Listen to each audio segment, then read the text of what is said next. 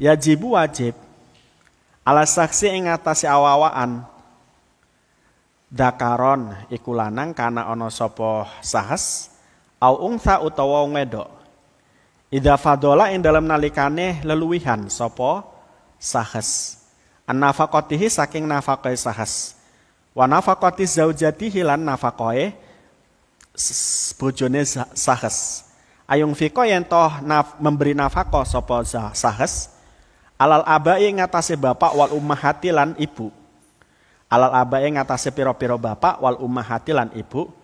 Wain alau lan sependuwur. Min ayi jihatin saking dindi arah kanu ono sapa aba wal ummahat. Dalam Islam pemberian nafkah itu tidak hanya wajib kepada seorang istri. Tetapi nafkah juga wajib ketika kita sudah memberi nafkah kepada istri kita, anak-anak kita, masih ada lebihan, wajib kita memberi nafkah kepada ayah dan ibu atau kakek, nenek. Sebab apa? Mereka sudah tidak lagi mampu. Jadi Anda begitu harusnya. Kalau ada lebihan daripada uang Anda, dari harta Anda, maka Anda memberikan sesuatu kepada orang tua. Berasnya dijamin, minyak gorengnya dijamin, lauk pauknya dijamin. Insya Allah berkah. Karena itu merupakan birrul walidain. Nah kalau sudah bisa birrul walidain, insya Allah apa yang kita lakukan, apa yang kita cita-citakan, gampang semuanya. Kan sudah kamu hafal. Hadis berkaitan tentang birrul walidain, salah satunya adalah ridhullah biridul walidain. Wasuktuwah bisuktul walidain. Ridhonya Allah itu tergantung ridhonya kedua orang tua. Nek wong tuamu ridho, kalau orang tua kamu ridho, ya, Allah akan memberikan apa yang kamu inginkan walaupun kamu tidak minta. Tetapi kalau orang tua nggak ridho sama kamu, Allah juga nggak ridho. Nyari kerjaan apapun, bagaimanapun, dan pangkat apapun, pasti hidupmu susah. Hidupmu susah. Susah. Makanya kalau hemat saya, ya, birrul walidain atau memberi kepada orang tua ini tidak nunggu harus jadi orang kaya. Pokoknya kita ada lebihan. Sebelum menikah atau setelah menikah ada sesuatu kita miliki, kita berikan kepada mereka. Sebab apa? Ketika mereka ridho pada saat itu, Anda waktu itu belum kaya, doanya itu yang memberkati Anda. Sehingga Allah memberi ridho kepada Anda, sedikit banyak apa yang kita miliki itu jadi berkah. Jadi berkah itu bagaimana? Keluarganya jadi sakinah, mawadah, warahmah. Anaknya sekolah manut-manut, mondok manut-manut. Nggak gampang lari, nggak gampang melakukan hal yang aneh-aneh. Itu kalau sudah diridhoi semacam itu. Jadi jangan sampai kemudian nunggu kaya dulu baru kemudian sedekah. Ya nek koyo, nek kaya. Nek nggak kaya bagaimana? Nggak nunggu punya dulu baru sedekah. Nggak nunggu nikah dulu baru sedekah ke orang tua.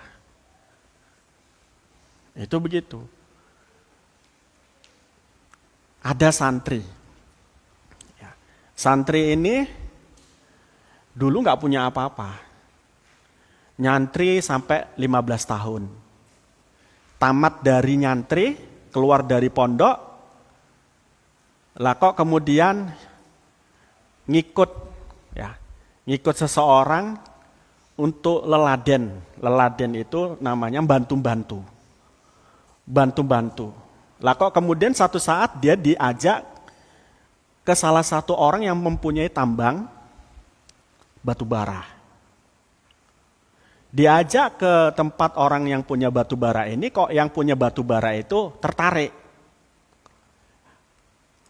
Ada anak, masih remaja, kok sopan santunnya itu, etikanya kok bagus. Ya. Kemudian ditanya, sudah punya kerja apa? Belum punya kerjaan. Ya sudah, kamu besok ikut saya, dampingi saya. Maksudnya dampingi saya itu jadi pengikutnya ngono loh. Kemana bapak itu ada ya, mau pergi dia menjadi asistennya. Dilihat tambah baik, bahkan mengingatkan untuk sholat, untuk beribadah dan lain sebagainya. Akhirnya dipek mantu. Nah ditelesek, kenapa kok dia dipek mantu, kenapa kok dia dipandang baik?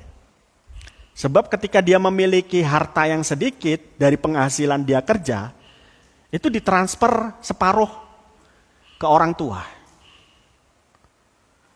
Ditransfer separuh untuk orang tua. Nah itulah yang kemudian orang tua ini ridho, terus mendoakan kepada anaknya.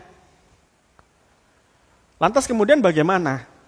Dipek mantu itu satu ketika yang punya batu bara ini meninggal. Dan anaknya hanya satu itu yang dinikahi oleh orang ini. Ini cerdasnya pemilik batu bara.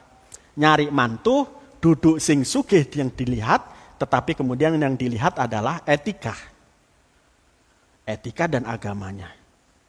Kenapa itu penting? Kalau orang yang kaya dipek mantu belum tentu selamat perusahaannya. Tetapi kalau orang yang beretika dan punya agama pasti akan berkembang. Karena apa? Orang yang punya etika dan beragama itu mengatakan apa yang dimiliki adalah titipan Allah. Harus angfa'uhum linnas. Dipek mantu dinikahkan kemudian meninggal itu. Tambah sugih, perusahaannya tambah berkembang, termasuk juga ngurusi jalan-jalan di beberapa daerah Jawa Timur, Tuban, Lamongan. Akhirnya punya perusahaan baru muncul darinya. Berkembang. Ditanya kenapa kok bisa semacam ini, wong dulu itu ingusan. Mondok di pesantren yang notabene nggak dipercaya oleh masyarakat bisa memimpin perusahaan dan melahirkan perusahaan baru. Itu kan biasanya begitu. Jadi kalau ditanya itu orang tua lebih bangga mana anaknya di SMK atau di pesantren?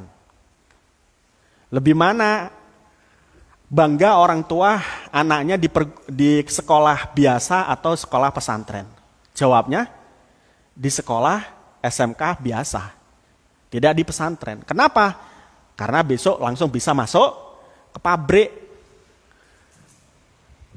Ya. Bisa langsung bekerja. Jadi instan pikirannya. Sementara pekerjaan itu bukan hanya 2 tahun, 3 tahun, bahkan seumur hidup kan gitu kan. Nah, anak pesantren biasanya begitu.